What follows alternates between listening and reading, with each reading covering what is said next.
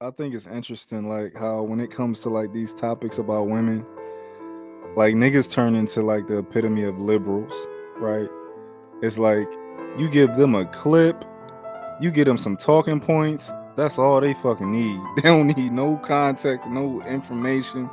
They just like, yo, I got these clips. Oh my god, mouth drop. I can't believe she said that. Would you mind offering some of this context that we possibly missed? What was it that you caught in the entirety of the interview that would lead you to a different conclusion? From watching the interview, I got to see the transition. I got to see her say like, "Yo, I don't regret anything." I don't know if I can trust your word, Watch, only Why because not? you've so far you've been a clip guy. You know, you. I can take. I can see that you listen to clips, and sometimes you can form an opinion based on a No, I collection. watch long form shit too. Did you always knew you wanted a big family? No. So I didn't want kids. I didn't want to get married. I thought I was going to be career girl and that's it. And I had my eyes set on my goals. And I was never the little girl that like dreamt about the wedding dress and all of that. And then it happened so early in my life. So it's like, it's one of those things like you don't know what you actually don't know what you want. It's so hard also to be the woman in a situation where you're like, men just don't get as much scrutiny. Like they can maybe tell him like your fucking shots suck tonight, but like the looks and all of that is just like not a factor of conversation as much. No. Did you talk to Steph about it? Like, or did you kind of keep it within yourself so it didn't? I do not have a bone in my body that can keep anything to myself. So if it comes to mind, it's coming out. And he's so gracious. Like he tries to resonate with me, but he just can't. And he also comes from a place of like, it's effing stupid. Like, what do you, it's not true. So why are you? And I'm like, but wait, like, listen to how it makes me feel. And he's like, but why does it make you feel like that? It's not real. After we got married, we found out we were pregnant with our daughter so quickly. I didn't even have time to think about what I wanted anymore. It's so interesting. I spent my entire life like trying to work towards something, and then it kind of just disappeared, and I didn't think twice about it. But after my daughter turned 1, I remember there being a shift and being like, I have goals for myself. Like, this doesn't feel right. I love being a mom, but I love doing other things too. And I need to get my shit together and figure out what that looks like for myself now. If I have a career and I'm not home, like, did you experience that? I still experience that. I still experience that. I'm always in therapy talking about this. If you lose all of those things that were interesting about you, even for yourself, like even the things that made me feel confident and cool, then what are you doing? Is there anything wrong with what she said? How you guys feeling about it? I mean, she sounds kind of crazy. I mean, how much is Steph Curry worth? Like what? Like 80 million? I don't know. Like I don't really follow. But how much is he worth? Ballpark? No one knows. Well, he seems to be well to do. And I don't know. Between 156 and 240 million. Okay, so it's like it's a small fortune. So I mean, yeah, it's just I hear that sentiment a lot. Like women saying like once their children get to a certain age, they aspire for more. It's kind of a little concerning. But yeah, no, it just sounds like a lot of nonsense, a lot of bullshit. It's kind of weird. It's very weird. Why does it sound like a bunch of nonsense? I mean, it's in terms of her, which she's, well, in the way she's speaking, you would think her life is a big contradiction, you know, in a way, because, you know, she's living one way but espousing you know, ambitions to live a different type of life, and I view that as pretty concerning. So you don't think it's fair for somebody to be on one path and then their life just pivot? Yeah, but that's not what she's really talking about, and she's kind of like not really being clear either. But she's talking about basically regrets and those regrets, however, menial they might present to be, they manifest themselves like, I guess, like I seen that clip where she like almost takes off her ring and shit like that, like, a lot of like, just a lot of disrespect, and a lot of signaling like she's not happy or content with her current life. I mean, she did say that she wished more men would hit on her, like that, like shit like that is just like like I all like all this shit is just really burn me out. Like I don't know if we're in the Matrix, or I don't know what's going on, but like this shit has just gotten really crazy. I mean, but hey, I mean, if at the end of the day, listen, they up. You know what I'm saying? Like they worth more than everybody on this panel combined. So who really, you know what I'm saying? But at the same time, shit, that shit crazy. Okay. Yeah, man. Every time this lady opens her mouth, she says something I don't like. She's one of the most ungrateful human beings on the planet. And it's not. I know. Watch mentioned that his salary is off the hook, which it is. But I understand it's deeper than that. It's not just that. To me, unless she knows something that none of us know, he seems like a cool guy. He doesn't say anything weird. He hasn't ever been caught up in a scandal like a lot of these other athletes do. He appears to be a great father, and he can afford to give her anything that she desires. What we're looking at is, to me, looks like a classic case of penis envy. She's angry that she's not as relevant as Steph Curry. She probably thought that she could ride his coattail and be as important as he is. But no, you Steph Curry wife. And sometimes women have that problem. This is another one of those situations where women are trying to compete with their men. She didn't have to do a business, but he supported and invested in her businesses. And I don't know how well they're really doing, but come on, man. Like, what are we doing? This is just how ungrateful some people are. It's sickening because she has at least it seems like she has the type of life that everyone would dream of, every woman would dream of. I don't hear any gripes about him being abusive. I don't hear any gripes about him not listening to her. He's even patronizing her, listening to that garbage that she's spitting. So, I mean, I don't know what more she wants. He gave her children. He gave her whatever life that she wanted. He's supporting her. Like, she got to chill out, man, because it's just making women look really bad right about now. I mean, I think it's an accurate representation of a good portion of women, but this just displays how nasty it really is out here. To me, this is nothing but toxicity. Can you I'll hear leave me? it there for now. Can you hear me? Yeah, we I, get you. I think it's interesting, like how when it comes to like these topics about women, like niggas turn into like the epitome of liberals, right? It's like you give them a clip, you get them some talking points. That's all they fucking need. They don't need no context, no information. They just like, yo, I got these clips. Oh my god, mouth drop. I can't believe she said that. I I actually watched the entire interview after I heard some of her, these clips because I wanted to get a better understanding. I actually think it was an amazing interview because it did its job. It actually lets you into her mind and learn kind of who she is, how she grew up, things like that. And I personally think that most of the men are taking everything that she said out of context. Especially when you kind of take the worst parts of it and you compound them together, um, which is a tip. That's what I see a lot of, liberal. I'm used to seeing liberals do stuff like that. Um, so yeah, I think that everything's being taken out of context.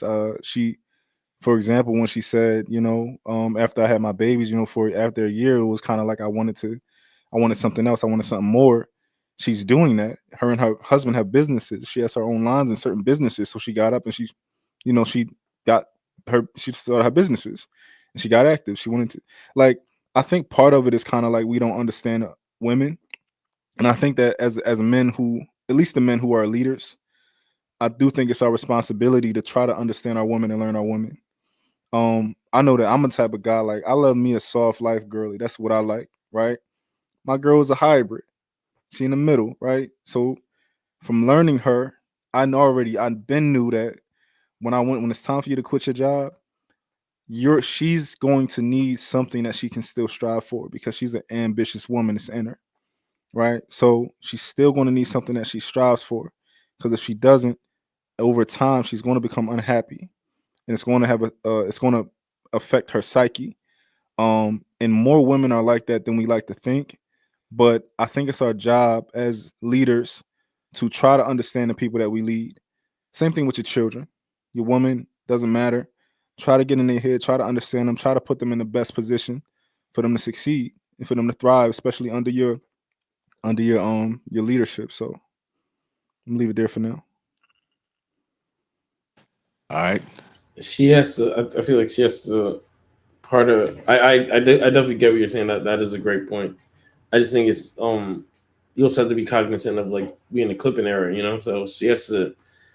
She bears some responsibility in knowing that this, you know, video and interviews can be manipulated and clipped to the wazoo, you know, and made to paint a certain picture. So I think even though that is a great point, I think, you know, also, you know, you have to factor in the fact that, you know, she went up there and knowing that, you know, her stuff has been clipped in the past to paint a certain picture, and it will continue to. So Real dope, real quick. Would you mind offering some of this You context said that my we name a little possibly funny. missed? Would No, would say it. you mind offering some of this context that we possibly missed? What was it that you caught in the entirety of the interview that Yeah, would lead you to a different conclusion than what I came up with? yeah.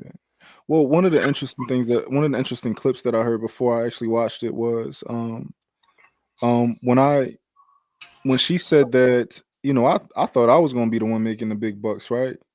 In my mind, it went to, you was a girl in college and you thought that you was going to get a nice decent career job or something like that, and you kind of was just like a typical, one of these girls who you know with a bunch of hubris. But that's kind of, after watching the interview, I learned that her entire life was pretty much dedicated to entertainment. She was a child actor, and that was just kind of like what she did, modeling, all that type of stuff throughout her entire life. And she ended up leaving. I thought they got together in high school. They didn't get together in high school, but she ended up leaving and going to LA to chase her dream at 17, and kind of had her own apartment and all that type of stuff, and was working through jobs. And she was out there to pursue her dream. And from that perspective, I can understand why somebody would think they were going to be a star one day. She actually she was on an episode of Hannah Montana before. I learned that during watching the interview. And kind of like me when I was young. I thought I was going to the NFL. Nobody could have told me nothing. And I think people should have that mindset if they're pursuing something. But it kind of just let me into her mind. I'm like, oh, this is why she thought that she was going to be the star, or she was going to be a star. And the guy that she met was telling her he wanted to be a basketball coach, and coach kids and stuff. So that kind of just gave me some context, and it kind of changed my perspective of the first initial clip that I saw. Right. So the problem that I have with that is that she understood what was going on with bro, right? And when you decide you want to get with like a 0.01% man, there's some certain concessions that you have to make. You said you made concessions for the woman you're with right now, right? As a man. Um, what she's doing is wild. There's no reason for her to embarrass him like that, right? Nobody said she couldn't pursue her dreams, but she's acting like this stuff just happened to her. Like it wasn't immaculate conception. She had to lay down and get pounded in order to have a child that early.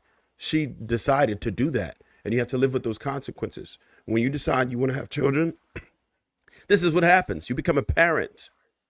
You know what I'm saying? That's just consequences. You have to deal with life when it's she all decided to in. do that. It's She wouldn't get married. She chose to get married. She chose that. She made those vows. She wanted to do that.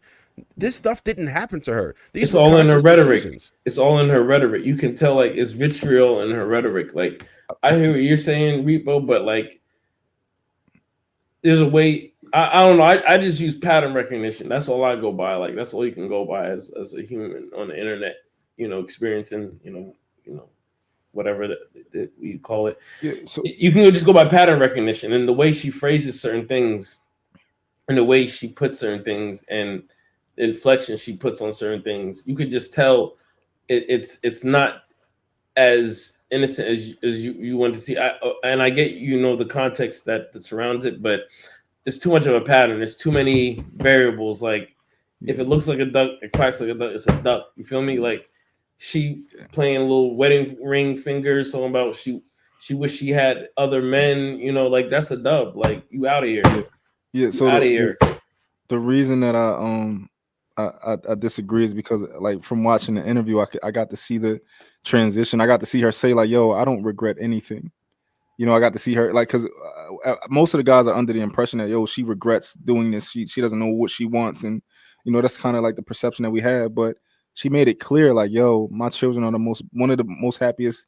Remembering the most happiest days of my lives is probably like around the time I was pregnant or around the time the births of my kids. Like these are the type of things that she was saying during the interview, but a lot of people didn't hear that because they didn't go watch. They didn't clip it up. No, because they didn't clip that part up. Yeah, like I'm saying, she bears responsibility in going on these platforms, knowing that they clip these things up to fit a certain narrative, and she's falling right into it every time. So I have a question for you. You feel like the person who does the interview is responsible for the people who not only is more responsible than the people who not only clip up their clips and remove the context, but also is more responsible than the adult on the other side who is watching the clip and is not like, let me get more context. Listen, I'm one of the. I know a lot of people think like, you like on the side of women. I'm one of the most. No, I don't care. I don't care about women. No, we don't even gotta go there. Yes. It's the responsibility of the person because they choose the platform. Call her daddy has a certain reputation. People used to do this with Kevin Samuels. They used to kind of like I'm a Kevin. I fucked with him. They never would watch his full shit. And I get you saying that the call her daddy might be a salacious type of podcast or something like that. That's a bad look. It is. I've never watched it before, but I know that it's a bad look. Right, it's not a good look. It's not a good look. That's why it was an abomination that Kamala Harris went on there because like it's a horror podcast. They talk about horror shit. You know what I'm saying? Like at the end of the day. Yeah, pretty much. So like it was a mockery that Kamala Harris went on there. You know what I'm saying? But that's a whole nother story. But at the end of the day, she knows that Call Her Daddy is basically a sex podcast. That was his brand. It is the podcast about sex and talking about your sexual experiences and promiscuity. Why are you as a married wife going on there chit chatting about and airing out just being a fucking chatty patty? Like shut the fuck up. Watch, I don't know if I can trust your word, Watch. Only because you've so far you've been a clip guy. I can see that you listen to clips and sometimes you can form an opinion based on no, I watch long form shit too because I'm a director editor. I'm always in front of the computer, so I need something to play in the background. So I'll be watching like everything. I try to get all sides of everything. I didn't get this full clip, down pat, but I've seen other real dope. The only reason I would say that's not valid is because this wasn't a Reels clip, and I've done clips. I've done that where I can absolutely change the narrative. If I put you in a reel, I can cut it up crazy and there's nothing you can do about it. I can put any words together, make you say whatever I want you to say. This wasn't that. This was a straight like 3-minute clip right there of her just talking. If you can't stand on the full 3 minutes of what it is you said. That wasn't a 3-minute clip. Those were clips cut together. Those weren't it was complete thought. It was complete thoughts no matter how you spin it. It wasn't one of those where it was chopped up so bad that it spun the narrative. It's just a selection chosen from it. I'm not saying at the end of the day. Go ahead, watch. No, say at the end of the day, was it a positive result? Well, was what a positive result? Was her going on the podcast? Is it a positive outcome? So I think that would depend on two things. You can look at it from the male perspective. A lot of us are, listening to the clips and we're not having really good reactions to it. But I Okay. think that it could have had a really positive a positive impact on women and women in her position or who have been in her position who are like, I just had a kid. I feel like I lost my identity. And oh, this is what is on the other side, or oh, I'm not the only one going through this, or my life is completely different than what I planned it to be, and I feel like a failure. Well, I'm not a failure. Well, everybody's life, nobody really knows where we're going. We don't know where we belong. We don't know what we want. I think that it can possibly have a good impact on the women who actually consume that show. I don't know no man who consume that shit. So Yeah. um,